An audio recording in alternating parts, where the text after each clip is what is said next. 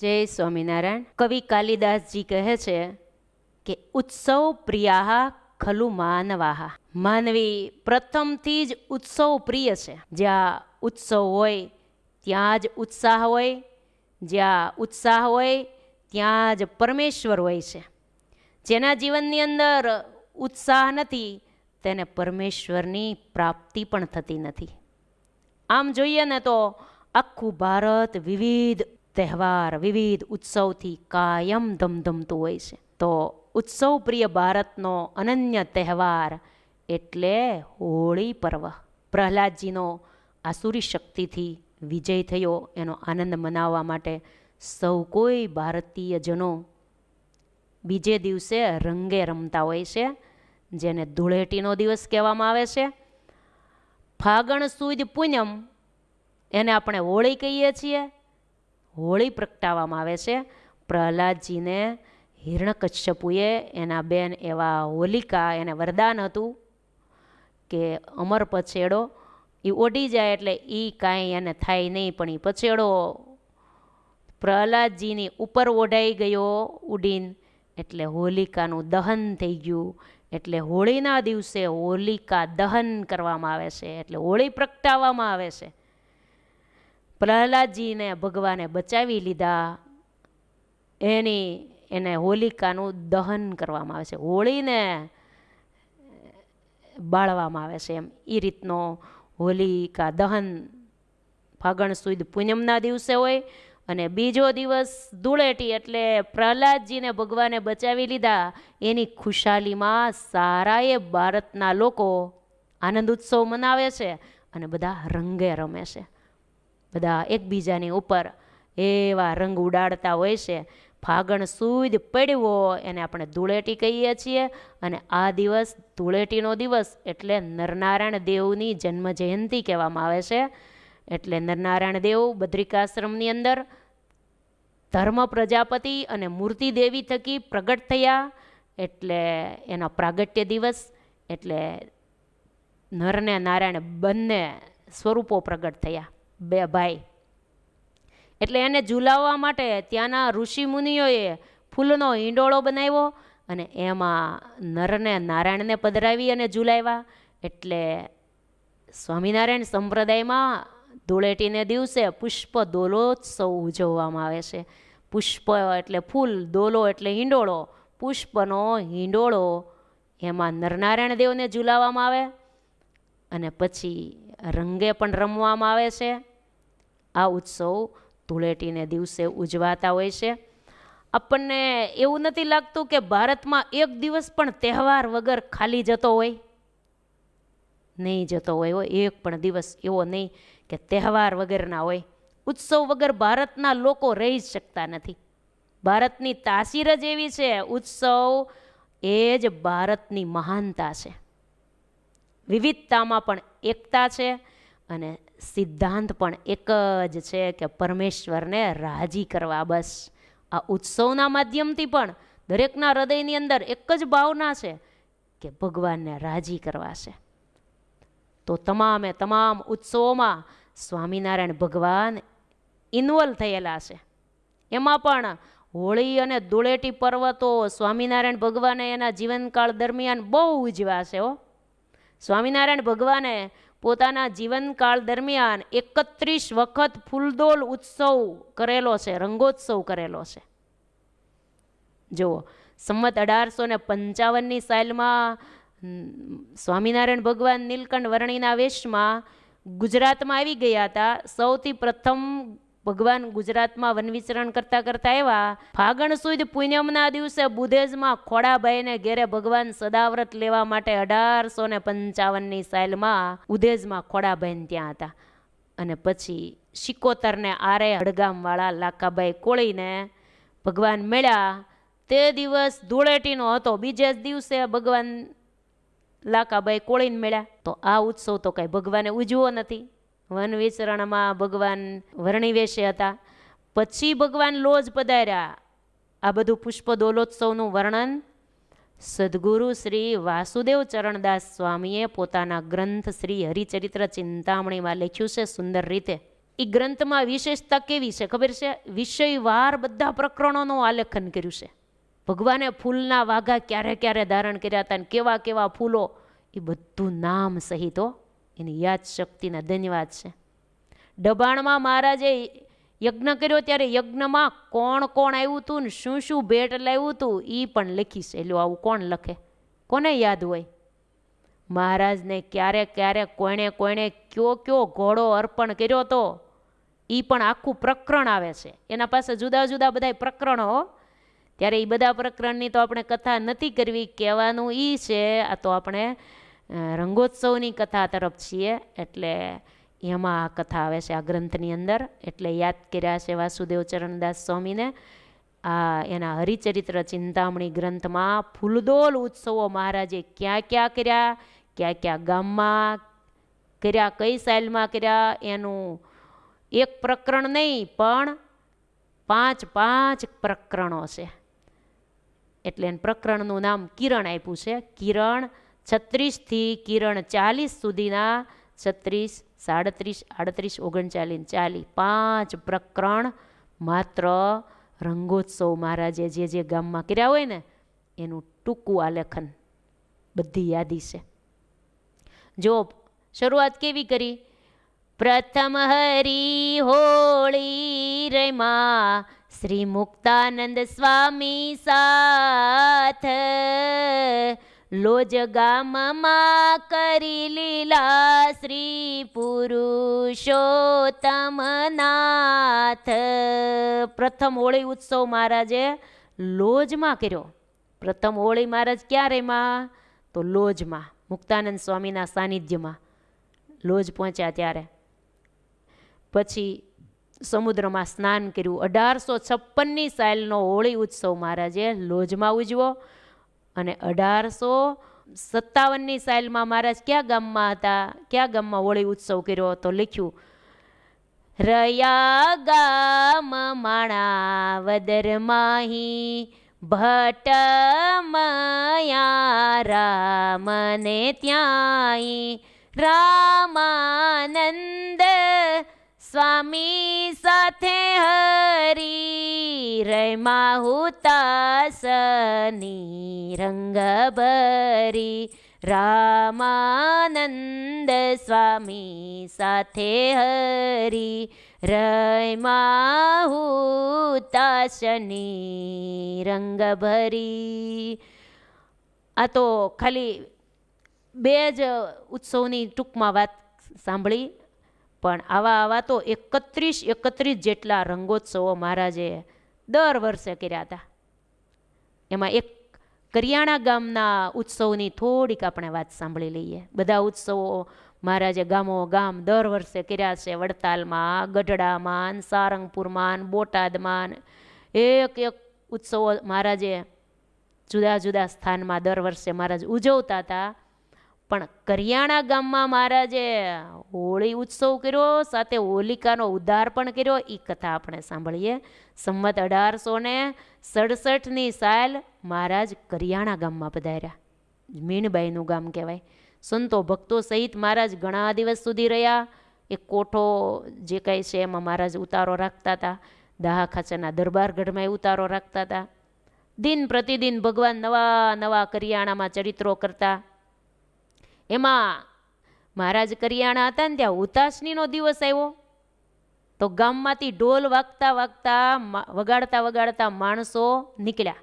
એટલે મહારાજે ઉન્નડ ખાચરને પૂછ્યું કે આ માણસો ક્યાં જઈ રહ્યા છે આ ઢોલ વગાડતા?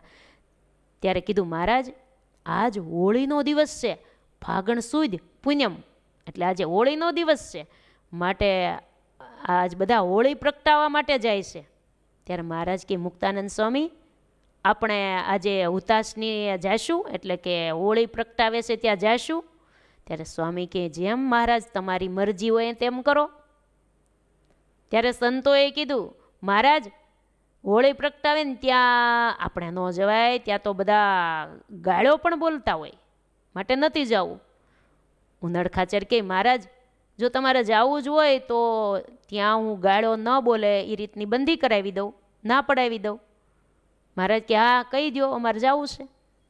ઉનડખાચાર્ય આગળ જઈને બધાને કહી દીધું, અમારા સ્વામિનારાયણ ભગવાન આવે છે એટલે એલફેલ કાંઈ જેમ તેમ બોલશો નહીં. એ જમાના પ્રમાણે એવું બોલતા હશે, અત્યારે તો એવું કાંઈ નથી. એટલે આ હોળિકાને દહન કરવામાં આવે ને, એટલે આ હોળિકાએ પ્રહલાદજીને દુઃખી કર્યા ને, એટલે બધા હોળિકાને ગાળો દેતા હોય એમ કહેવાય છે. ભગવાનના ભક્તો હોય એ તો કંઈ ન બોલે, એવું એ જમાનાની વાત છે. એટલે કહી દીધું ઉનડખાચાર્ય કે હવે નહીં બોલે, આવો મહારાજ. પછી મહારાજને સંતો સહિત મહારાજ જાય છે, હોળી પ્રગટાવે છે. ત્યાં આવો, કીર્તન ગાતા ગાતા સંતો જઈ રહ્યા છે. મહારાજ અને સંતો હોળી પ્રગટાવી હતી ને ત્યાં મહારાજ જઈ અને ઊભા રહ્યા. ત્યારે કાઠી દરબારોને મહારાજે પૂછ્યું કે હે દરબારો, હોળી પ્રગટી હોય ત્યાં શું બધા કરે? હોળી પ્રગટાવે પછી બધા શું કરે? ત્યારે કીધું મહારાજ, પાણીનો લોટો ભરીને જાય અને જળની 4 ફેરા ફરીને ધારાવાળી દઈ દે. હોળીને પાણીની 4 ફેરા ફરીને ધારાવાળી દે અને પછી શ્રીફળ હાથમાં રાખે ને, પછી 4 વખત ધારાવાળી દીધા પછી શ્રીફળ હોળી પ્રગટતી હોય ને એમાં અંદર પધરાવે.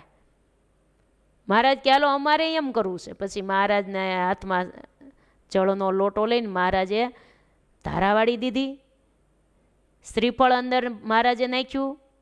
સંતોને કીધું તમે સ્વામિનારાયણ સ્વામિનારાયણ કરતાં કરતાં પ્રદક્ષિણા કરો. સંતોએ 4 પ્રદક્ષિણા કર્યા અને પછી મહારાજ ત્યાંથી ચાલ્યા. કોઠે ઉતારો હતો ને ત્યાં મહારાજ આવ્યા. પછી મહારાજે સભા કરી.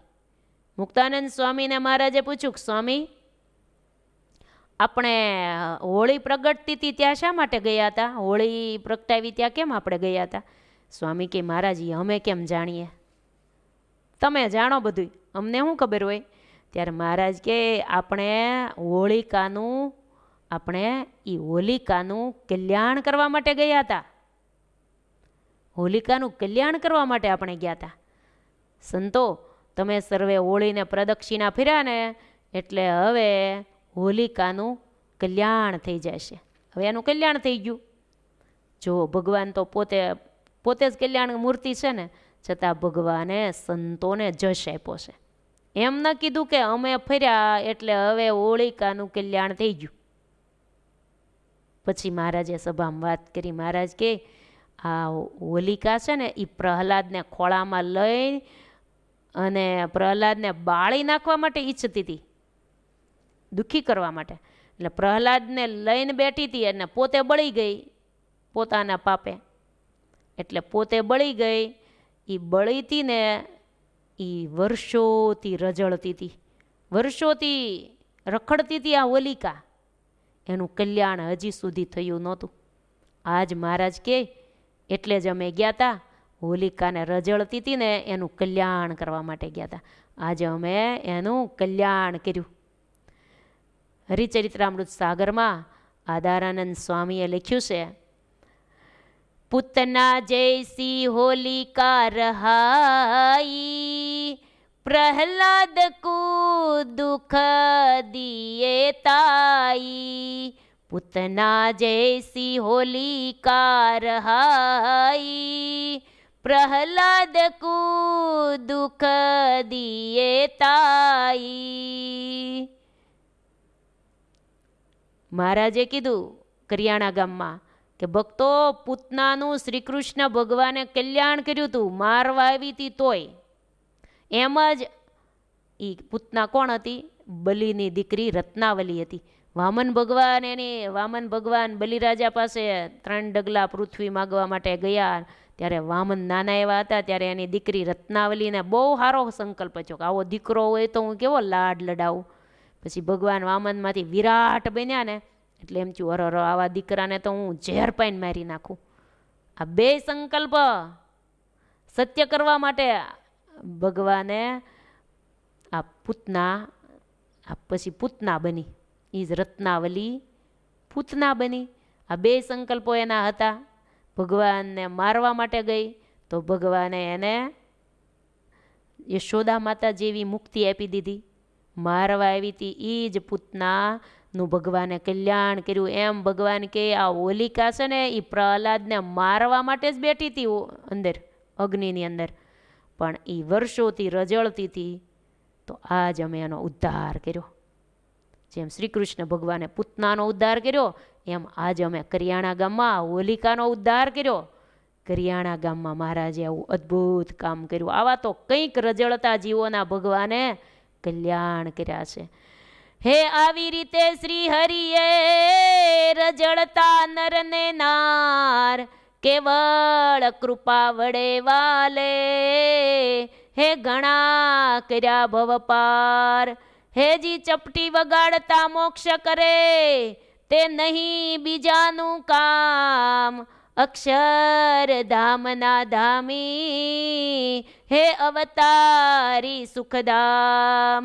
ગણા ગણાય નહીં એટલા આ વારે ઉતાર્યા પાર. હે કેવળ કૃપા વડે કરી હે ઘણા જીવ કર્યા ભવ પાર. એમ જ આ હોલિકાને પણ ભગવાને હોલિકાનો આવી રીતે ઉદ્ધાર કર્યો. પછી ભગવાન રંગે રેમાઓ રંગોત્સવ કર્યો કરિયાણા ગામની અંદર. રંગ ગુલાલ ભગવાને ખૂબ ઉડાડ્યા. એટલા બધા રંગ ગુલાલ ઉડાડ્યા તે માયાનો રંગ બધાનો ઉતારી નાખ્યો. એમ આધારાનંદ સ્વામીએ લખ્યું, માયાનો રંગ ઉતારી નાખ્યો. હરિચરિત્રામૃત સાગરની અંદર પૂર 14 તરંગ 18માં આ કરિયાણાના રંગોત્સવનું અદ્ભુત વર્ણન આધારાનંદ સ્વામીએ કર્યું છે. સ્વામી લખે ક્યાં સુધી ભગવાન રંગે રેમાં, તો 1.5 પોર દિવસ ચડ્યો ત્યાં સુધી મહારાજ કરિયાણા ગામમાં રંગે રેમાતા. 1.5 પોર એટલે 3 કલાકનો 1 પોર થાય, એટલે 4.5 કલાક થાય. સવારના કેટલા વાગ્યા રમવાની શરૂઆત કરી એ કાંઈ નથી લખ્યું, પણ 1.5 પોર રેમા એટલે 4.5 કલાક સુધી ભગવાન રંગે રેમા સંતો ભક્તો સાથે. એટલો બધો રંગને ગુલાલ ઉડાડ્યો તે દરબારગઢના તમામે તમામ મકાનો બધાય રંગ થઈ ગયા. જમીન ઉપર પણ રંગનો કીચડ થઈ ગયો. આટલું ક્યારેય ભગવાન રંગે રેમા નહીં હોય. બ્રહ્માંડોના અધિપતિઓ દેવો બધાય વિમાનો લઈને દર્શન કરવા માટે આવ્યા. ધામધામના મુક્તો પણ આવેલા. આ બધા પોતે આવીને એ પણ રંગ ક્રીડા અરસપરસ કરવા માંડ્યા. એ રંગે રમવા માંડ્યા. ભગવાનની કૃપા જેના ઉપર હોય, આધારાનંદ સ્વામી લખે, જેના ઉપર ભગવાનની કૃપા હોય એને આ દેવો અને મુક્તો રંગ ક્રીડા કરતા હોય ને એના દર્શન થાય, બધા ન થાય. પછી તો ભગવાન કાળુભાર નદીમાં સ્નાન કરવા ગયા. નદીનું જળ પણ રંગ થઈ ગયું, અને એ પ્રસાદીના જળમાં દેવાંગનાઓ પણ સ્નાન કરતી હતી. આવી અદ્ભુત રંગલીલા મહારાજે કરિયાણા ગામમાં કરી. બોટાદમાં ભગવાને રંગલીલા એવી રીતે કરી કે ઘોડે સ્વાર થઈ અને હાથમાં જોડી રંગની લીધી હોય, અને શેરીએ ભગવાન ફરી અને બધાની ઉપર ભગવાને રંગ ઉડાડ્યો. આવી અદ્ભુત લીલા ભગવાને બોટાદમાં રંગોત્સવ કરેલો. ફાટું ભરીને ભગવાને આખા ગામને પાવન કરી દીધું. આખા ગામમાં ફરીને રંગે રેમાતા. ગઢપુરમાં ભગવાને તો અનેક રંગોત્સવ કર્યા છે. લીંબતરુ નીચે એકવાર રંગે રેમા ત્યારે નક્કી કર્યું કે જે હારે ને એને ક્યાંક દેવાનું. ત્યારે મહારાજ હારી ગયા, એટલે કે રંગ બધાય મહારાજ ઉપર મીંડ્યા પિચકારીઓ ઉડાડવા ને, તો ભગવાન અકળાઈ ગયા ને તો લીંબતરુ ઉપર ચડી ગયા. તો નિત્યાનંદ સ્વામી કે મહારાજ વદાડ પ્રમાણે તમે હાર્યા એટલે તો ઉપર ચડી ગયા, માટે કંઈક આપો. તો ભગવાને હાથમાં પહેરેલા કડા હતા ને આપી દીધા સોનાના. એ કડા અત્યારે પ્રદક્ષિણામાં બિરાજતા ઘનશ્યામ મહારાજ, એના ઉપર પ્રસાદીનો કબાટ છે, ત્યાં છે, દર્શન કરજો. આવી રીતે ભગવાને અદ્ભુત રંગોત્સવ કર્યો. અને સારંગપુરમાં જે રંગોત્સવ કર્યો ત્યારે તો ભગવાને ફગવા માગવાના કીધા હતા. ત્યારે કાઠિયાવાડી બહેનોએ 200 રૂપિયા માંગ્યા ખજૂરને ડાળિયા છોકરા માટે લેવા, અને ગુજરાતના બહેનોએ ફગવા માંગ્યા. એ ફગવા સ્વામિનારાયણ સંપ્રદાયમાં પ્રખ્યાત છે. ભક્ત ચિંતામણીનું 64મું પ્રકરણ, એમાં ફગવા લખ્યા છે. મહાબળવંત માયાત મારી જેણે આવરિયા નર નારી, એવું વરદાન દીજીએ આપે એહ માયા અમને ન વ્યાપે. આ ફગવા આપણા સંપ્રદાયની અંદર મંદિરોની અંદર દરરોજ ગવાતા હોય છે, અને દરરોજ ગાવા પણ હો. આ ભગવાન પાસે જે માગ્યું છે ને એ અદ્ભુત છે. એક એક પંક્તિઓ એવી છે. આપણે પણ દરરોજ ભગવાન પાસે આવી માગણી કરવા માટે આ ભગવાને આપણે કંઠસ્થ કરીએ, અથવા તો ભક્ત ચિંતામણીમાં લખેલા જ છે એમાંથી જોઈને પણ ગાઈએ. અને રંગોત્સવનો દિવસ નજીક આવી રહ્યો છે, ફાગણ સુદ પૂનમ. તે દિવસે તો અવશ્ય આપણે ગાવા હો, કે એ દિવસે તો આપણે મંદિરોની અંદર પણ ગાવા, ઘેર પણ ગાઈએ. આ રીતે અદ્ભુત રંગોત્સવ લીલા મહારાજે કરેલી. તો રંગોત્સવના આ લીલાના માધ્યમથી આપણે મહારાજને એટલી જ પ્રાર્થના કરીએ કે હે મહારાજ, આપનો રંગ અમને લાગે, આપનો રંગ અમને લાગે. આ માયાનો રંગ, જગતનો રંગ અમને જે લાગ્યો હોય ને એ અંતરથી ઉતરી જાય અને આપના રંગે અમે રંગાયેલા રહીએ.